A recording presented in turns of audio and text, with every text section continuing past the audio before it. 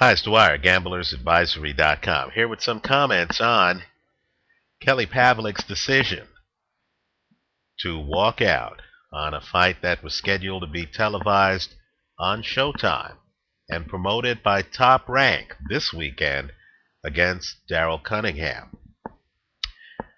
I've made an earlier video where I advise gamblers to view Kelly Pavlik carefully, because Pavlik seemed to have been a bit unreliable. And there seemed to be storm clouds around him. After I made my video, Pavlik then checked himself into rehab. He's back from rehab. He's had a fight. He won the fight against a previously unbeaten fighter. And now, on the eve of this fight in his hometown, Youngstown, Ohio, a town that has 14% unemployment right now, a town that needs some hope, needs some entertainment, Kelly has decided that he did not want to take $50,000 to fight Daryl Cunningham plus 100% of the profits, right? Not just 50, but 50 plus 100% of the profits. And Kelly has further decided that he did not want $1.35 million guaranteed. Keep in mind, that's just the guarantee. It's a 60-40 split with Lucien Bute. Kelly has decided he did not want to take $1.35 guaranteed to fight Lucien Bute. Let's talk about his decision. Let me break it down two ways, right? Let me just say, it's a two-parter. If I were Kelly Pavlik's advisor, I would never have agreed to the Lucien Bute fight. I would have told Kelly, this guy, style-wise, is the wrong matchup for you. First off, he would be fighting in Canada, where Bute would be the hometown fighter, right? You're talking about a venue that is very passionate about boxing. The crowd certainly would be rooting for Lucien Bute. They would be cheering him on. Pavlik would be fighting Bute, and he would be fighting the crowd, right? The bottom line is, Lucien Bute has never been stopped in a fight. Libredo Andrade, the first fight, 12th round, that's about as close as it's been. But Bute's never been stopped in a fight. Pavlik would have to ask himself whether, if that fight went to a decision in Canada, where Bute has never lost a decision, whether or not Pavlik would have a chance of winning that fight by decision. Also, let's talk about styles. Understand, Kelly Pavlik fought a slick southpaw, Sergio Martinez, and in my opinion, he got schooled. Right? He did not look good in that fight. I thought Martinez took out a blackboard and schooled him in that matchup. I believe I have a video online here with my pre-fight prediction on that one. Understand that Lucien Bute is also a slick southpaw. Kelly Pavlik has a problem with the angles against southpaws. Not only that, Lucien Bute, like Sergio Martinez, has made a career of getting past an opponent's long jab. Right? He just fought a long jabber, Jean-Paul Mendy. Mendy has a pretty good jab. Take a look at the film of that fight. See how that fight ended. Mendy literally hits the canvas face first. Right? That's the other problem too. Kelly Pavlik got hit an awful lot in his last fight. Understand, when you look bad against Bute, you end up like Brian McGee, Libredo Andrade in the rematch, Edison Miranda, Jean-Paul Mendy. You end up knocked out. That's the last thing Kelly Pavlik needs, to be dealing with a slick southpaw who can get by his jab, who has power, and who also, if he gets inside, could tear Kelly's body apart. right? Keep in mind, too, it goes without saying, Lucian Bute has the faster hands than Kelly Pavlik. He has the faster feet than Kelly Pavlik. I understand Lucian Bute has a belt at 168. It would have been a championship fight. But my point to you is simply, when you're a name, when you're a name like Kelly Pavlik, when fans know you're out there, and when there are multiple champs at 168 pounds, why would you fight one of the champions who is the hardest matchup for you in the weight class? You know, the only other fighter who would be as bad an opponent for Kelly Pavlik at 168, in my opinion, is Andre Ward. Right? Ward and Bute, quite frankly, I don't think Kelly Pavlik is ready for either. I believe Pavlik would be better off, quite frankly, fighting Carl Froch, fighting Mikhail Kessler, who has a title, who isn't a southpaw, and who comes in on straight lines.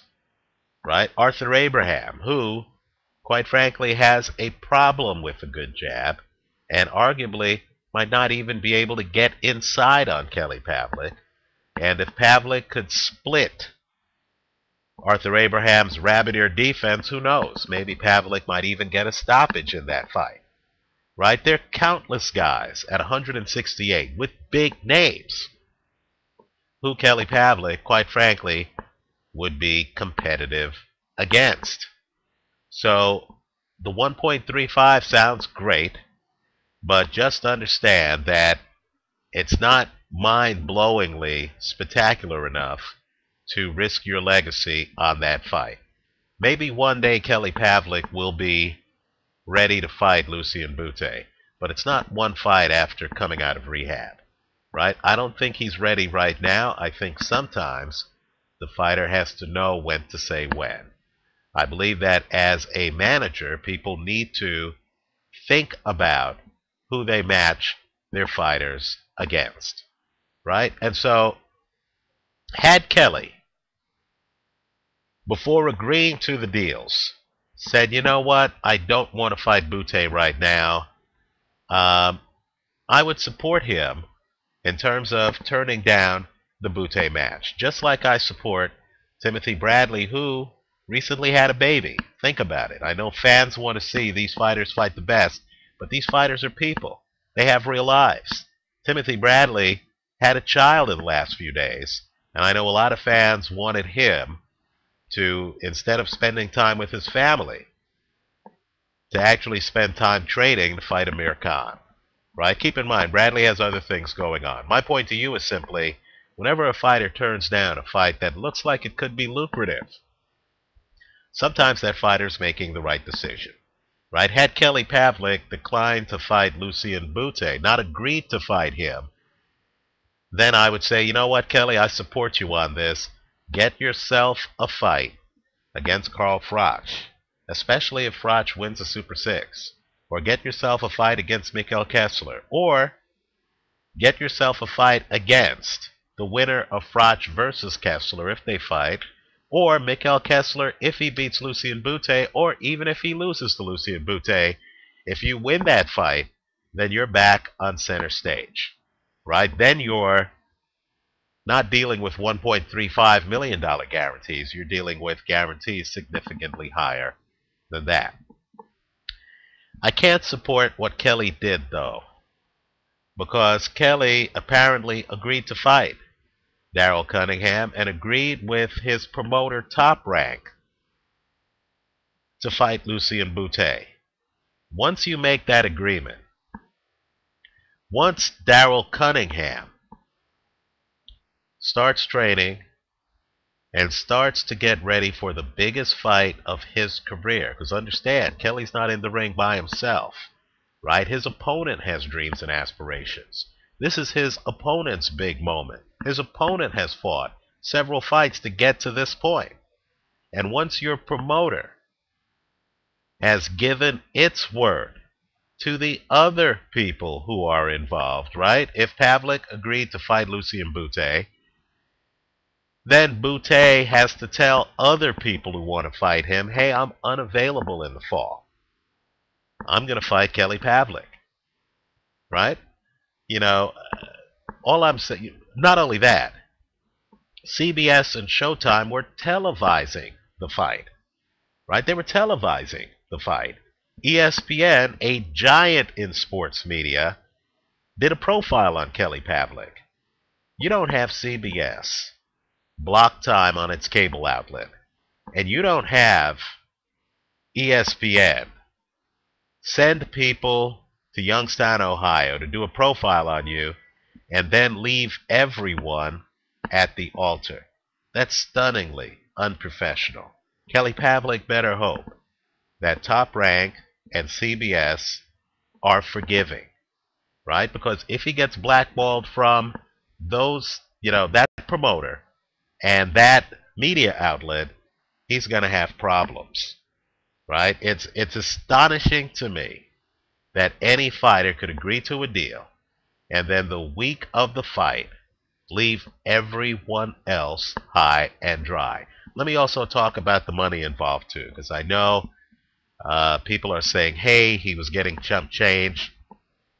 Understand that there is no money in boxing. It's practically non-existent unless you're a great champion like Floyd Mayweather or Manny Pacquiao, right? I'm sure there are many fighters out there, many, who have fought several fights before they realize a profit from boxing. Understand, you start in the hole.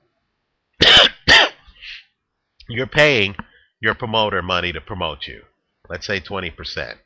You're paying your manager up to 33% to manage you. You're paying your trainer. You're paying your sparring partners.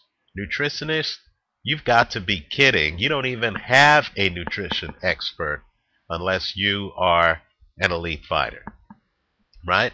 And just to give you an idea on the money, Glenn Johnson, former champion, former victor over Roy Jones, former opponent of Bernard Hopkins, right before the Super 6, when he fought an elimination fight for the right to fight champion Tavares Cloud, right? This is Glenn Johnson, who's been on TV several times, who's been in big fights several times. Glenn Johnson's purse was $15,000 for that fight. Last week, there was a fight between Lamont Peterson and Victor Kao. It was televised by ESPN. It was an elimination fight for the right to fight Amir Khan. Neither guy, I am told, made $15,000 in that fight. Just because you see someone on TV doesn't mean that that person is making a lot of money. Now, the deal Kelly Pavlik had with Top Rank, if you could believe this, because Top Rank wanted Kelly Pavlik to build back up his brand, was that Pavlik was going to get $50,000 for fighting Darrell Cunningham, significantly more than the fighters I just mentioned, who were fighting, by the way, much stronger opposition than Pavlik was fighting in Darrell Cunningham, right? Pavlik was going to get $50,000 plus 100% of the profits. Top Rank wasn't even making money on the show. Top Rank viewed it as just a way to pub a fighter. It was an opportunity for Kelly Pavlik to be on Showtime to build his brand up so everyone could make money against Lucien Boutte.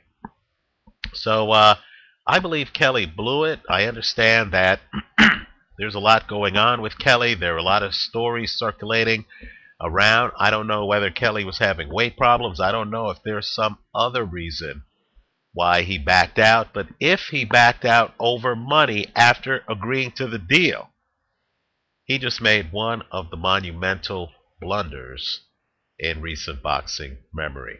I hope Kelly rethinks this one. He's going to have to come back to Top Rank with his tail between his legs if Top Rank wants to continue to do business with him. Let me know what you think. Leave your comments for me here on YouTube. Visit us at gamblersadvisory.com. Thanks for stopping by.